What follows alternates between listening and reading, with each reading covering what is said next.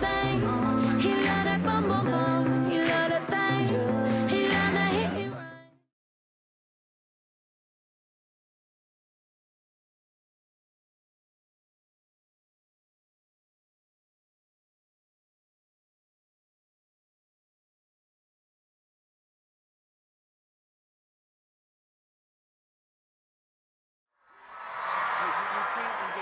I'm Angelique Roche, and I get the opportunity of being up here for our next panel. Are you excited? Well, without further ado, I'm going to bring to the stage a lot of people who you probably don't need to be introduced to, but I'm going to do it anyway.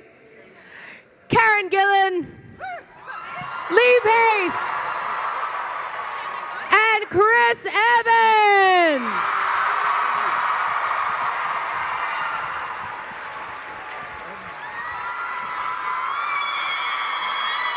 Where do I go?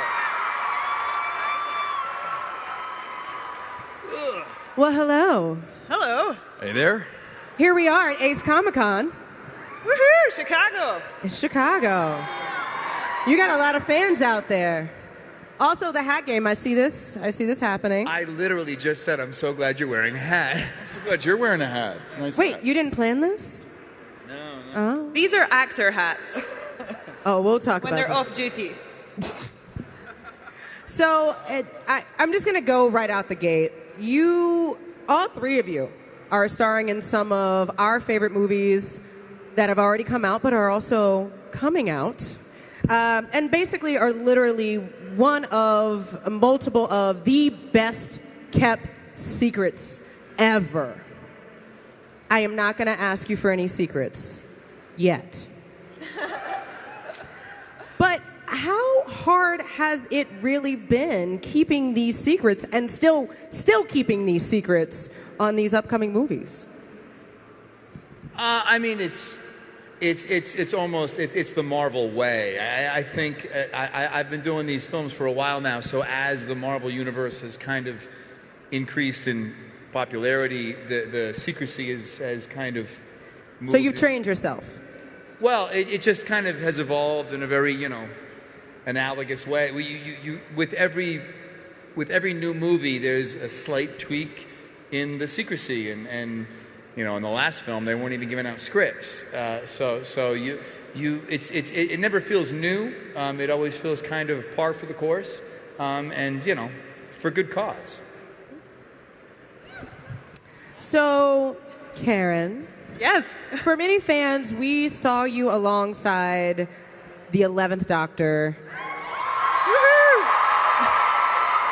I can see a TARDIS over there as well. It's There is taking a me TARDIS. back. It was the first picture I took when I got in the room. I was very Good excited. choice. I mean, you can never go wrong with the TARDIS. You really can. So needless to say, you've spent a lot of time in space and in Yes. time. Mm-hmm. What was the biggest challenge for you jumping from Doctor Who into literally taking over the persona of Nebula in Guardians of the Galaxy? I mean, it's sort of... I now, in retrospect, think it's kind of similar. I mean, I worked on a lot of spaceships, time traveled and ran around space for years. And then I got the role of Nebula in the first Guardians of the Galaxy. And I just remember being incredibly intimidated. I was like, this is a big Hollywood movie and I work on British television and what the hell is happening? And then I walked on set for the first day with Lee, and then I realized, oh, this is just another bigger spaceship and I've got this. It's going to be fine. Lee, Ronan, also known as Ronan the Accuser. The last time we saw you was in Guardians of the Galaxy. And, you were working with the Mad Titan, Thanos, and Nebula. How did you prepare for that role, and what was the most memorable moment for you?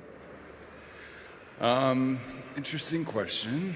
How did I prepare? It's, actually Ronan is a lot more like me than any of the other characters I've played. So, actually it was a big relief to kind of just, be the real me. You know what I mean? I spend so much time in movies and stuff behaving like a human and acting like a human that it was kind of refreshing to just kind of you know, just let it fly. You know what I mean? You know. So yeah, there's that. But my most, I guess, memorable thing. I mean, it was like the first time I walked onto the set, because you have to understand, like, I was painted blue, and then I was painted with the big black stuff on my face, and then I had to put pounds and pounds of costume on, and then the helmet, which covered up my ears, and then the contacts that covered up my eyes, and you kind of walk out on stage and you can't see anything or hear anything, and they give you the hammer, and it's like, go, and you're like... I'll remember that. Yeah. So, Chris, Captain America first appeared in 1941, but for a decade of fans, you are literally Steve Rogers. Like, you...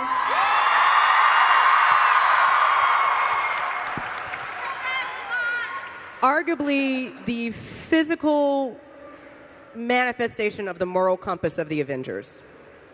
What has been the most memorable part of playing a character that so many fans are so deeply connected to?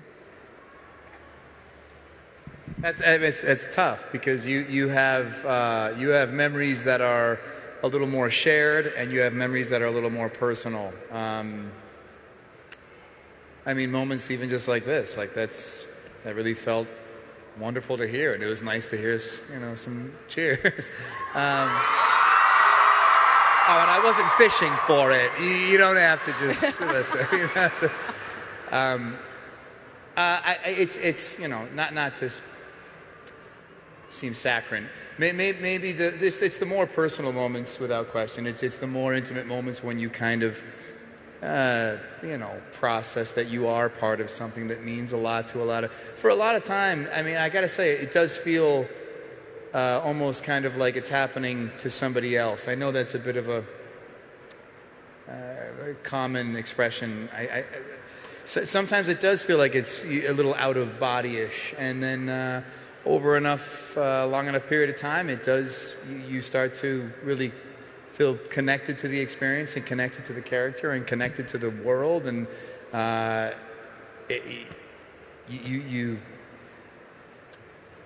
Man, I'm really killing this answer, aren't I?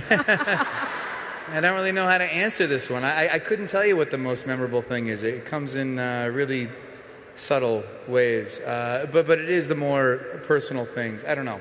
I couldn't tell you. I don't know. So...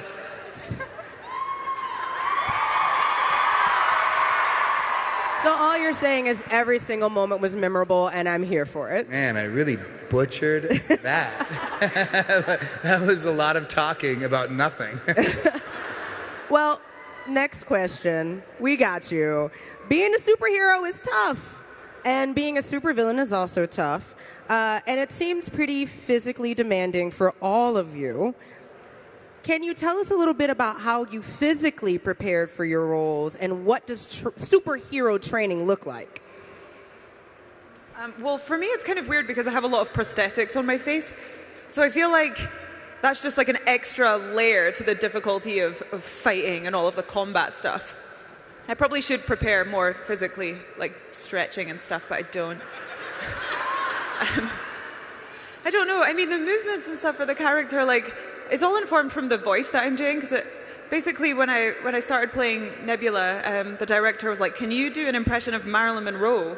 And I was like, "Oh, yeah." And then that kind of informed like the movements and everything. So everything kind of stems from that one piece of direction, which is cool. Which is weird, because the exact same thing they asked me about Cap. I was like, "Yeah, I mean, okay." Perfect impression. And that's what I've been doing ever since. Lee? Yeah, there was lots of working out and eating protein, and we worked. Very important. No, it's really they'll blend up a chicken breast and put it in your hand, and you'll drink it, and it's all normal. But then and then the fight training, that was fun. We worked out the big fight that I did with Drax, and yeah, I like that stuff. It was fun. So, Chris, the upcoming Avengers movie is still yet untitled. Don't worry, I'm not going to ask. But if you could come up with a title for the movie, what would it be?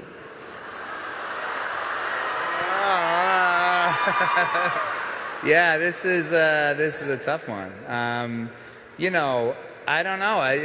You don't want to give anything away, and I should clarify that. You know, I know I did tweet something that made a lot of people think that it was in some way spoiler, and I should clarify that regardless of how Avengers 4 ends, I would have tweeted the exact same thing. You know, it really was, you know, that last day of filming was a very emotional day, and it's the culmination of almost 10 years of filming and 22 movies, this unbelievable tapestry, and, you know, you feel a lot more emotions than I think even I thought I'd feel, and you know, I felt it was appropriate to share the gratitude.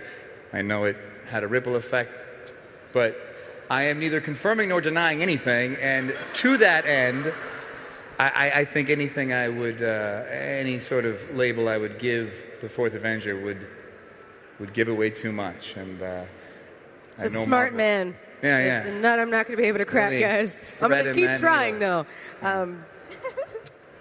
Karen, you have really embodied Nebula. Even shaving your head for the role. Yeah. Are there... Bald. Are there... hey. Cheers. It's very liberating to be bald. Yeah. And hair insulates a lot. It seems like it would be very breezy. Oh, yeah. Feeling a nice breeze on the top of my head. Although I'm really tall, so a lot of people thought that I was a man. A lot. Are there, speaking of, great segue, are there any parts of your personality that you brought to Nebula's character, whether in the beginning or as the character has evolved? I mean, I would say out of all of the characters I've played, this is the biggest departure from my own personality. I mean, I hope. She's like a sadist. But, I mean, I definitely, like, brought aspects of myself to help me understand the character. You know, the most interesting element of the character, I would say, is this overlooked sibling element. And you know, she's jealous and bitter and tormented, and her sister's just like the better, prettier, better at fighting one. So, you know, that was interesting for me to play. I don't have any siblings, but I can imagine that being overlooked by your parents and you know, being in a relationship with your sister like that has got to be pretty awful. But yeah, no, she's not like me. So, Lee, recently it was announced that Ronan, who we last saw losing a very epic dance battle, would be coming back for a certain 2019 movie, Captain Marvel.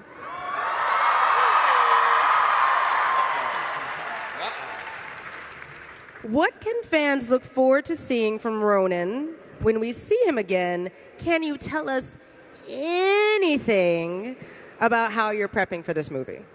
No, I can't tell you anything. No.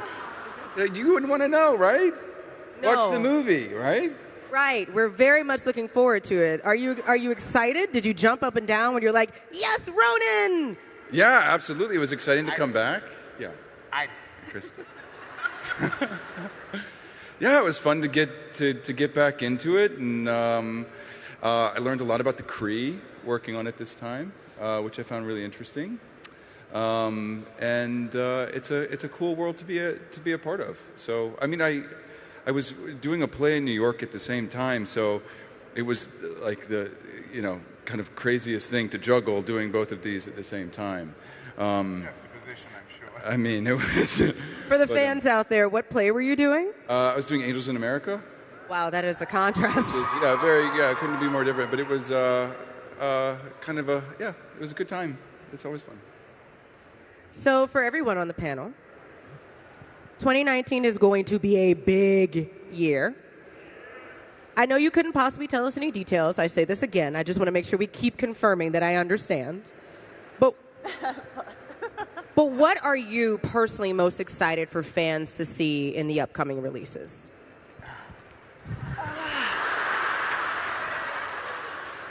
I'm killing Chris here. I'm so sorry. There's just nothing that I can say, but there's so much good stuff. There's so many good things. I mean, I guess all I can say is, if Marvel has proven anything, it's that they just know what they're doing. They know what they're doing. I don't think they've missed a beat. I mean,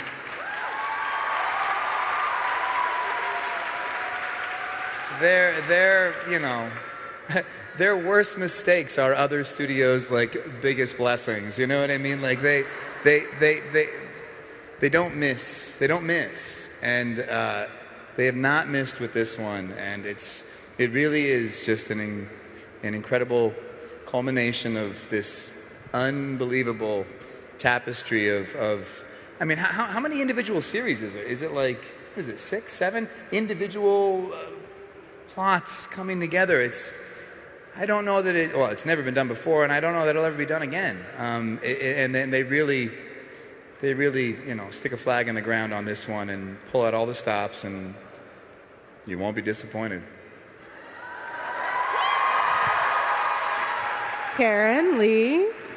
I'm excited to see what the other actors are doing in the movie because it's such an incredible cast.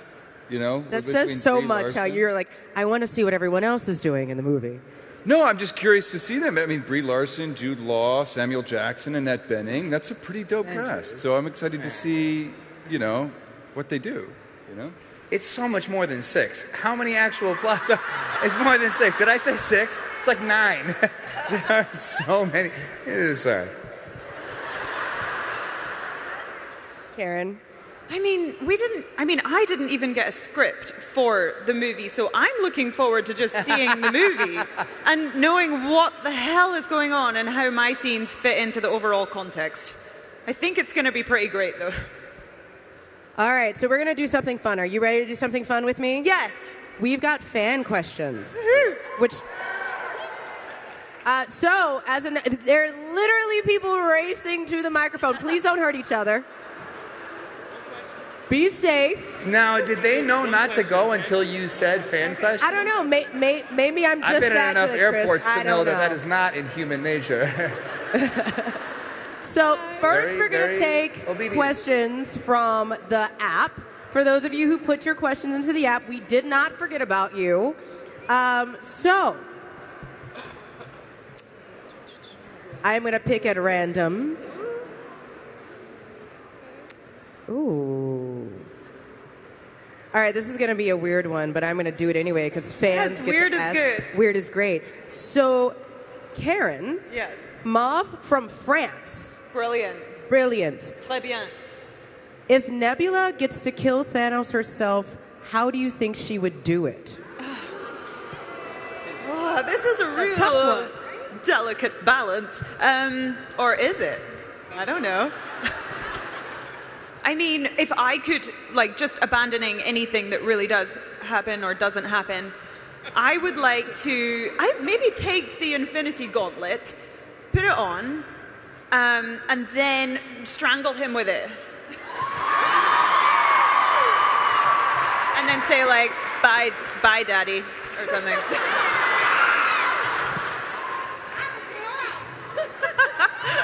This question is for the entire panel. Lauren from Charlotte, if you could wield one Infinity Stone, just one, which one do you think your character would choose to help enhance their powers and why? Soul, power, time. Time is fun, right? Yeah, I think Cap might use time. I mean, I could see Cap going back in time and dealing with some unfinished business. To be honest, that's kind of because I couldn't really remember all the other stones. Time is the first one that came to mind. Time would be fun. I would enjoy the time We're talking about stone you. just myself. Yeah. We're talking about us or our character. I mean, either one. Let's make this safe. It could be you. I feel like that's a safer realm for everyone to play in. I don't know if I could just pick one. Oh, I want you to smart man. Oh, you can't just have one, huh? It's typical Ronin. So greedy. All right. So a question that goes right into it, since you can't pick just one. Kelly Dumas from Lombard, Illinois. If you had the Infinity Gauntlet with all of the stones in real life, not your character, safe zone, what would you do with it?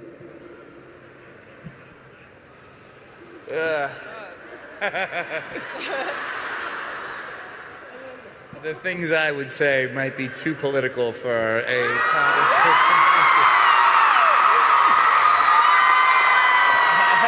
I think I've alienated enough of my base.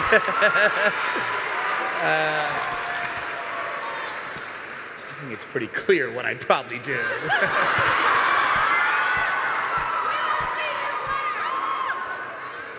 All right, we're going to take this into a safer realm. We're going to go to live questions. I don't know if safer is right, but we're going to try this. We're going to go for it. Y'all ready? Yeah.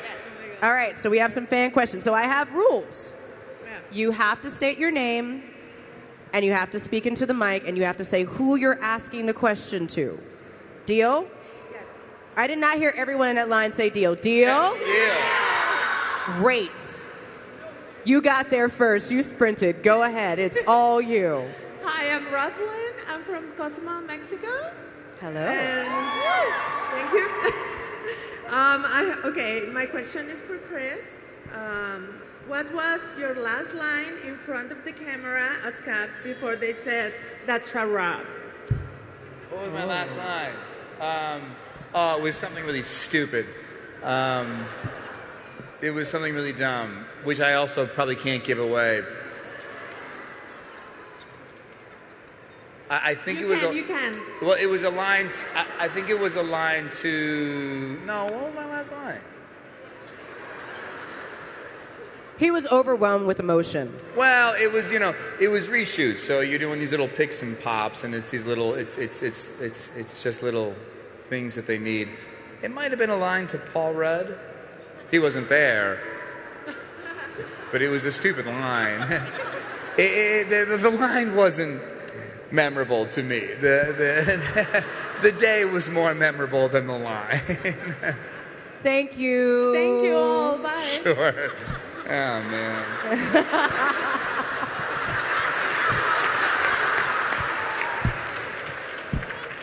I came here to try and bring the needle back to the middle, and I'm just... The panel's still going. We got this. Hi, I'm Savannah. Hi. My question is for Chris, but it's open to whoever wants to answer it. I know you have experience with directing, and I was wondering if you could direct another movie, your dream movie, what would you want to do? Wow, what's the dream movie? I don't know. Like genre, like ballpark, doesn't have to be. Yeah, I don't know. I mean, I grew up on movies like the Spielberg era of like E.T. and I think something that has more of a family vibe. I don't know. I think if those movies are done well, there's a real market for them. So maybe something in that arena. Awesome. Thanks so much. All right, next question up. It was a terrible answer. I'm sorry. It was like a non-answer. I knew it as I said it. Hi, I'm David. Hi, David. Lee, I love your shoes. Chris, I love your everything. I was really going to hope... I got to be honest. I was hoping my shoes were going to get some love, too. But, I looked up at the big screen. And They're killer, when I promise. looked at the big screen, the first thing I saw was Lee's shoes as well. And I was like, oh, shit, he has good shoes on. Oh, God, come on. My question... Shouldn't have to be that big on screen. Those are great shoes, though. My question is just kind of open. It's The old double knot. Who would win in a fight between Captain America and Dendril? And who? The Elven King.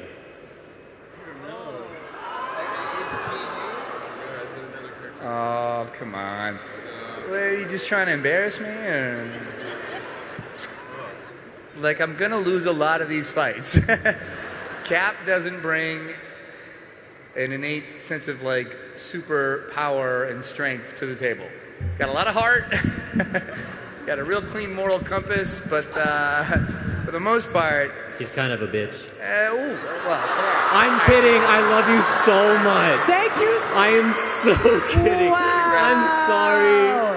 I'm sorry. I'm so sorry. Thank you so much, Ronan just might David. beat him. Ronan might beat him.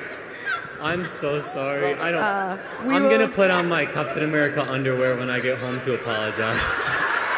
Thank you so much, David. We're gonna move to the next question. Love you, David. How you doing over there, Chris? You good? Oh. Hello. My name is Isabel. And so this is a question for anyone who really wants to answer. So what is the best line or your favorite line that anyone or your character has said throughout the 10 years of Marvel being awesome? Oh. Is that why everything's on fire? I thought that was one of the funniest lines. It was from the second Thor movie, but I just thought it was hilarious. The end. There you go. Thank you. You guys are up. No, you. I can't remember any of my lines. I always cheat and I'm like, I am Groot. That's Done. not one of my lines, though. But it's any. It's any Oh. anybody in any part of the Marvel universe. What's your favorite line? Oh, of anyone's lines. Oh no, this is made even harder. There's so many to choose from. I quite liked, Mantis.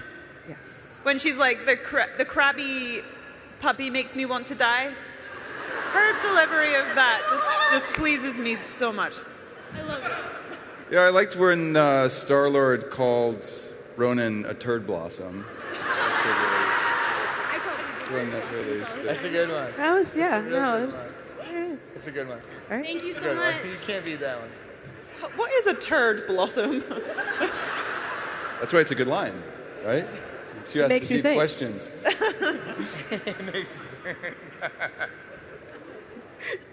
Hi, I'm Lauren, and I have a question for all of you. Do you have a certain song you like to listen to before you go and shoot that really pumps you up? That's a good question. I've been listening to a lot of Led Zeppelin for right. Nebula.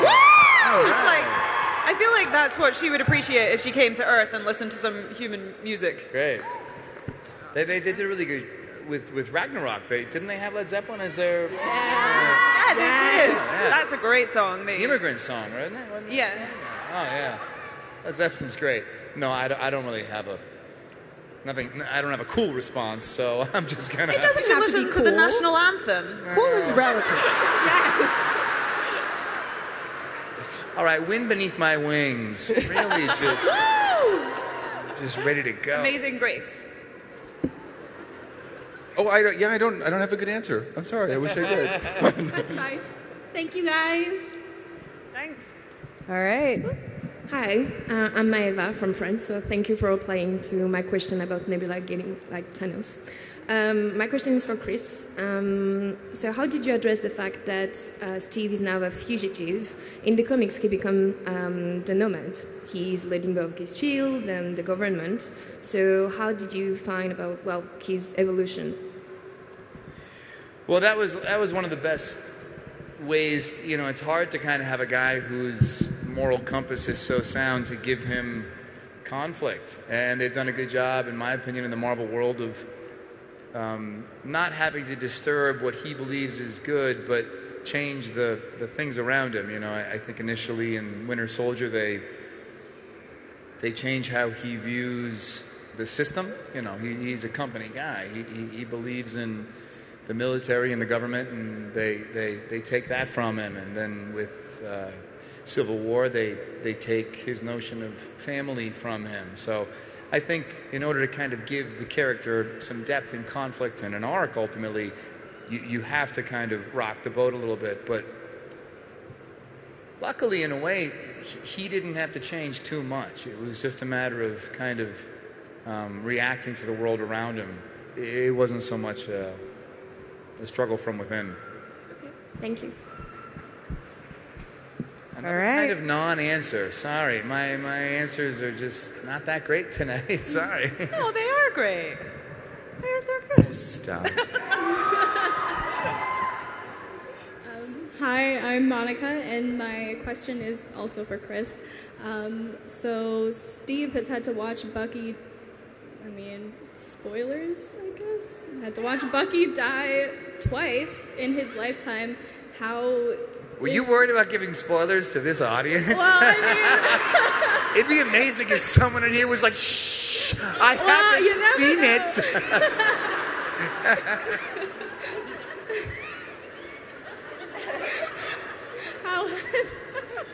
How has Steve kind of processed that, or how is he going to have to live with the fact that he's had to watch his best friend die not once, but twice, right in front of him, and there's nothing he could do about it?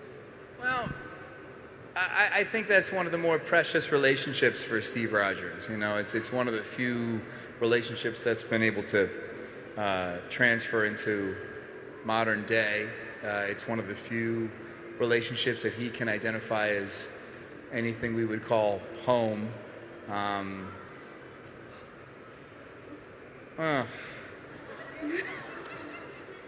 Yeah, I don't know how far I can go into that response. Yeah, I'm gonna have to maybe leave it there. You know, I've already gotten myself in enough hot water with Marvel in the past couple weeks. I'm just gonna leave that one alone. All right, thanks so much. Sure. Okay. Okay, I'm going to lift this a little bit because I'm really tall. I'm Mackenzie, and my question's for Chris as well, but I'm going to go away from Marvel to help you out a little bit. You just started on Broadway for a couple months.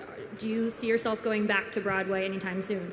Oh, yeah, it was great. You know, I grew up doing theater as a kid, and I was kind of terrified to do it, and then after a couple weeks, kind of felt like riding a bike, and it's such a different approach to a, you know, not to sound pretentious, but a craft that you feel familiar with over enough years. It's a new way in, and it's exciting for a lot of reasons, and I absolutely will do it again. It's just a matter of fitting it into my schedule. Yeah. Okay, well, thank you. Sure. Hi, my name's Sarah. First, I wanted to say, Lee, I saw you in Angels in America, and you were fantastic. But my question is for Chris. I was wondering if you... Sorry. I mean, you can all answer it if you want. I'm just trying to save time. Do you have any methods that you use to embody the character of Steve Rogers? Well, initially, I've said this before, initially when I first took the role, I had a buddy I grew up with named Charlie, who was just a good guy. You know, I think most people know someone in their lives who just embody what it is to be good. He's very much without ego, and he's very balanced and measured and compassionate. He wants more for other people than for himself, innately, and that's just a really admirable quality. It's not as, you know, ubiquitous as I think we'd all hope it is, certainly now. So maybe in the beginning stages of the character, I would think about Charlie a little bit, and maybe in the last few incarnations of the character, it's felt a little bit closer to home, where I haven't had to search for it so much. I feel a little bit more connected with the role, but certainly at its origins, I'll tip my hat to Charlie. Thank you. My name is Peyton, and my question is for Chris. But you do have to hand wash it, but I made a shirt that says, I don't like it for you. So I want to give it to you, but I don't really know Great. how. It's not really a question, but I'll appreciate the gesture. Yeah. So I don't know really how to give it to you. Just walk right up here. Watch this.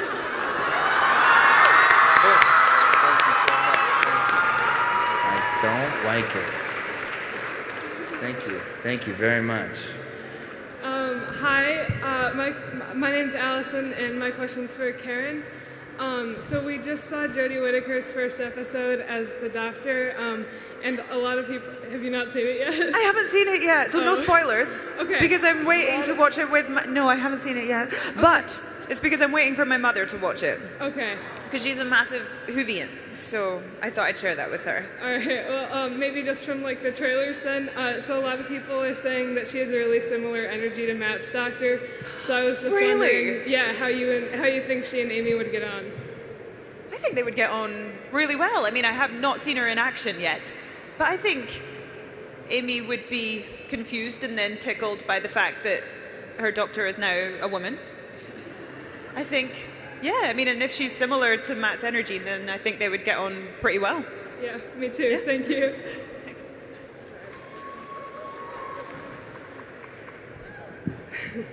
I hurt my foot earlier today, and I'm realizing now that sprinting up here was a big mistake. So my question is for Chris, but I kind of want to hear everyone else's answer as well. So over the last decade, which, by the way, I have to say thank you from the bottom of my heart. Thank you so much for everything. But over the last decade, what is the most embarrassing thing that has happened to you on set? Anybody have anything? Is it like on a Marvel set or just on any the Marvel set? set? Yeah. Oh. Yeah. I mean, when I fight wearing those prosthetics, the sweat doesn't have anywhere to go. So sometimes when they take it off me, it like actually shoots out and onto people. Oh no. Which is worse for them. But it's pretty embarrassing. I'm trying to think, and I know there's something good, and I just can't think of it.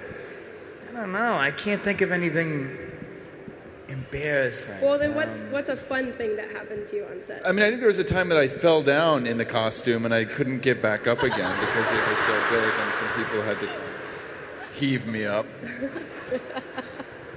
I wish I saw that.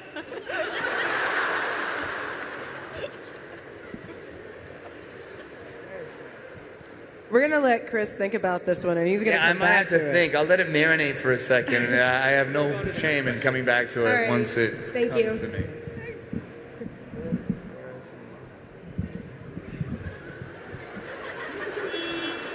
What is happening? Someone's taxi's here. Perhaps it's the TARDIS. It's just ready for everyone to get in. A new sound? It's got a new sound. So all of a sudden it hunks. Everything's different. I mean, there's a lot of buttons in the TARDIS. That's true. And levers and switches. Mm-hmm.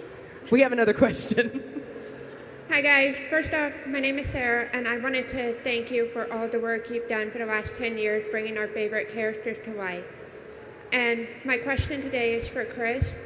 What's your favorite memory of filming with Sebastian Stan? Of filming with Sebastian? Mm-hmm. Probably it's from the first movie. I think with those memories, him and I were both in a very similar place in terms of excitement and uncertainty and hope. And, I think we both were a little bit of a deer in the headlights, unsure of what the commitment meant, unsure of what the journey ahead would mean. And but he's such a sweetheart. He's such a good guy.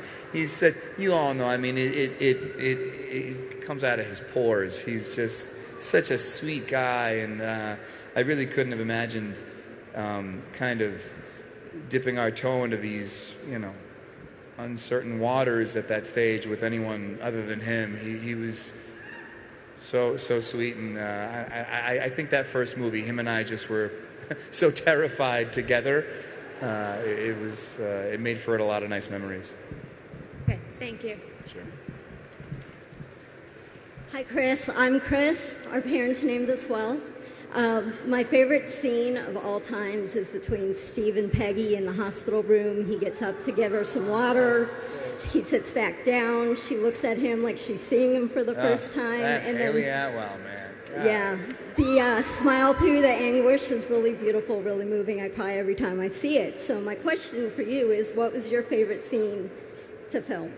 Well, that's up there. I have a little bit of a, I mean, Haley is phenomenal, and I think that arc for the character gives a lot of dimension, and it's invaluable, and I really, truly don't think anyone could do it the way Haley does it. I have a real soft spot for my scenes with Downey. I think, you know, they do a nice job of giving Cap a lot of conflict in a lot of different ways from a lot of different places, and I personally just really like the specific juxtaposition that Cap and Tony pose, and over the course of these movies, I think they've had a really complex dynamic that I think can be related to on a number of levels. It's not just family, it's friendships, it's brothers, there's, to me, the most identifiable relationship for me personally within the character's arc. Can I get a smile? No. Yes. You imagine if I said no? She asked for a smile. If. All right. I suck today. I like to apologize. I just got over an anxiety attack on Tuesday, so I'm a little bit shaky. Wow, you guys are just so iconic. You guys are so amazing. Karen, I love you. Lee, you're my spirit animal. Chris, you and I should hang out one time, just for one time. Okay. You know. Okay, so dealing with something that I have anxiety, I'm going into a communication career, something I actually want to be doing something just like this in my near future, but I have really, really bad anxiety. And I know, Chris, you have it, and you guys can chime in as well. So how do you guys deal with, how do you guys deal with anxiety like that, like severe anxiety? I'm sorry. Don't be sorry. Thank you so much for that question. You don't have to apologize for anything. I mean, well, you know, I was reading a lot about this because I just love reading like psychology essays and stuff. And like one of the things, which is sort of the thing you don't want to hear, because I definitely have suffered from anxiety. And one of the biggest ways to get over it is just repeated exposure. So it's like you have to do the thing that you're scared of over and over again until it dissipates a little bit, which is not the thing you want to do. It's like exactly the opposite. But I would say just, it's easier said than done, but try and get yourself out there and doing it somehow. I mean, you strike me as an incredibly brave person. To stand up in front of all of these people and speak your truth is pretty cool. So I'm not worried about you at all. I think you're going to do great. Well said. Well said. I agree. I would say that for me personally, I like to kind of back myself into it. The more I remember how big things are, like if you just read a few things about, you know, just, I think it's easy to forget the vastness of everything, you know, the Milky Way galaxy being 100,000 light years across. Well, when you remember, it's so easy to kind of become a little myopic and think our world is the only, just what we see in front of ourselves. But when you remember how big it is and how long it's existed without our involvement at all, to some people that might feel scary because it reduces our experience to a bit of an insignificant level. To me, I feel liberated. So what I use to kind of mitigate the fear of stress and anxiety is remember just how big it all is, and all of a sudden I don't worry so much.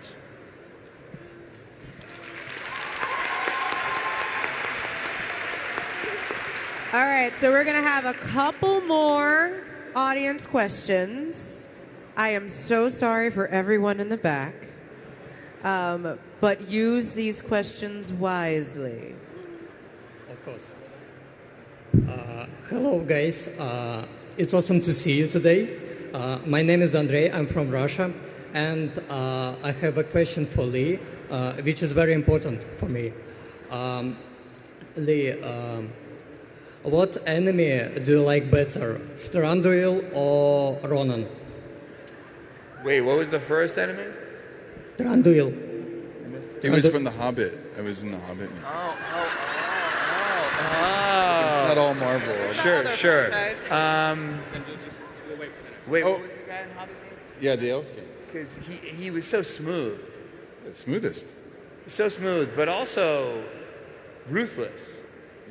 Oh yeah, all those things. But it also felt to me like he had seen a lot. A lot of He times was- when he he was was real ruthless, old. he He would was kind like of couple it by 3,000 saying, years old. I've seen it. Yeah. What'd you say? Yeah, he said I have 3,000. felt dragon fire. That's it. Whatever you said. How many times have you seen it, Chris? Too many. I am a huge Lord of the Rings / Hobbit fan. Huge. That is like my -- hangover movie. that whole series. But come on, that's where you say I have felt dragon fire. That's it. Looks really good. Ronan to me just seems like a real, just a narcissist, really. He's powerful, but he's kind of a dick.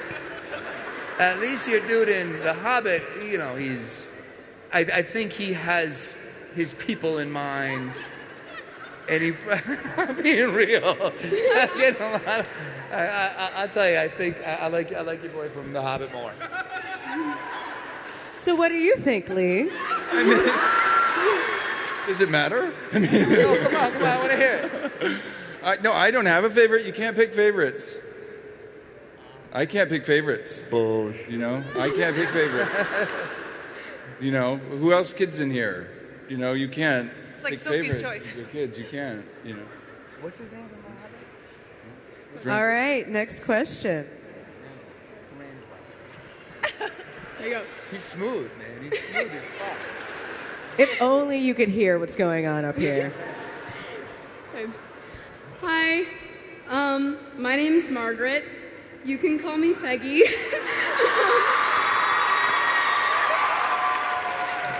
I promise I didn't change my name for the character. Wow, I'm so nervous. I'm forgetting things. I have a question for the captain. You wear a lot of different suits and costumes throughout the entire Captain America franchise. And without resorting to, the casual, in disguise streetwear, if you were to pick one of your costumes from Captain America that you had to wear every day for the rest of your life, which one would it be and why? See, okay. I really was partial to the Winter Soldier cap suit. I just liked it. It was that kind of that all navy number. You know, it just to me, we called it the stealth suit. I don't know if that's actually made it out beyond what we would say on set, but yeah, it was the stealth suit to me was just it was just cool. But you know, I've loved many suits. Maybe not the first Avengers. Maybe not that suit, but the other suits were great. Yeah. All right. Are you guys ready? Yeah. Hi, I'm Annie. And before I start, I just want to say thank you guys for coming out. It's super cool. You guys are so busy and you're filming all the time, and I really appreciate it. You're heroes on screen and off. All three of you are so influential, and I really look up to all three of you. Not just because I'm short, but because I have to look up, but I look to you. That being said, what was the biggest moment in your life, any given time, off screen that had left the biggest impact on you as a person? On screen? Off screen. Off screen. So the biggest moment in your life that impacted you off screen. My birth.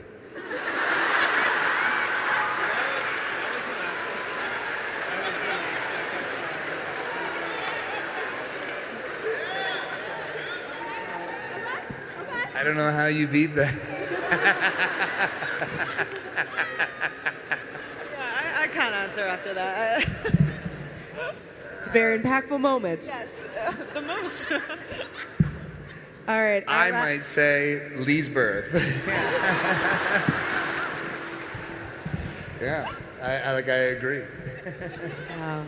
I mean, I agree. It's of course Lee Pace's birth. Lee's birth. Nothing was the same. For all of us. Impacted us all. So I would love to close out panels, and we're not going to close out just quick. We have a couple more questions. Just on a personal note, right? So you've all been able to play superheroes, but in each one of your lives, there have been superheroes. Who are your personal superheroes and why? Can I choose Stanley Kubrick? Oh my God, I just love his movies. He's just a screen superhero maker of movies. The Shining, A Clockwork Orange, Barry Lyndon, throwing that one out. Yeah, I just love him so much. Lee? I would say anyone who gets out and votes. There is a big election coming up, and we need all of you and all of your friends to get out and get your voice heard. That's what I'm going to say. Yeah. God, so well said. I mean, there's such a opportunity to recognize people who have kind of bucked the system and been brave enough to stand on their own 2 feet and be heard for the common good, not just for themselves. And that certainly connects to what Lee said. I'll stick to a bit more of a platitude. I'll say my parents. You know what I mean? I know it's an easy answer, but I don't know that anything that I process on a daily basis would be the way it is without the impact of my parents. So I'll say them.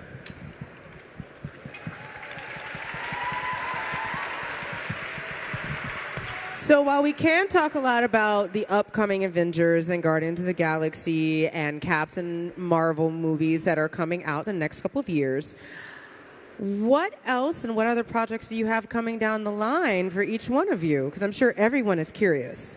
Because I know you've been directing and screenwriting, you've been doing stage, there's been Broadway. What else is coming down the line for you all? Well, actually, I directed a movie starring Lee Pace. It's the character too. So yeah, that's going to come out on the 7th of December. It's called The Party's Just Beginning. It's actually a pretty serious film, even though it says it's a comedy on the internet, and then everybody's really weirded out when they watch it, because they're like, oh, you think this is funny? It's not a comedy. But Lee is totally incredible in it, and heartbreaking. He's hilarious. I have that coming out. Party's Just Beginning, a movie directed by Karen Gillan. And that's what I have really right now. And then what? I'm sorry? Oh, Driven. Oh, yes, another movie. I thought you said Pippin, and I was like, what? But all hey, right, get some musical theater. Kind of a fun idea. Yeah, it's all right. Pippin. I did a movie called Driven that I did, where I played John DeLorean. It's a really fun movie. We just went to Venice and Toronto. It'll be out soon. Yeah, it's a good time. And Chris? I'm about to start a little murder mystery with Daniel Craig in Boston. And then I'm going to do this thing next year with Kate Mara, this Neil Blomkamp movie. This actually a really, really cool script. I don't want to give too much away. We're gonna try and keep it a little ambiguous. And then I got something. I'm doing a limited series with Apple based on the novel Defending Jacob that I think is really cool, and a couple other things. But I'm not gonna go down my. I mean, that's enough. That's enough. That's all you get. That's enough. We're done. Well, we have one more order of business, which we have to get up and we have to turn around and take a picture with this amazing audience. So, are you ready? You ready for picture time? Hell yes. Let's do it.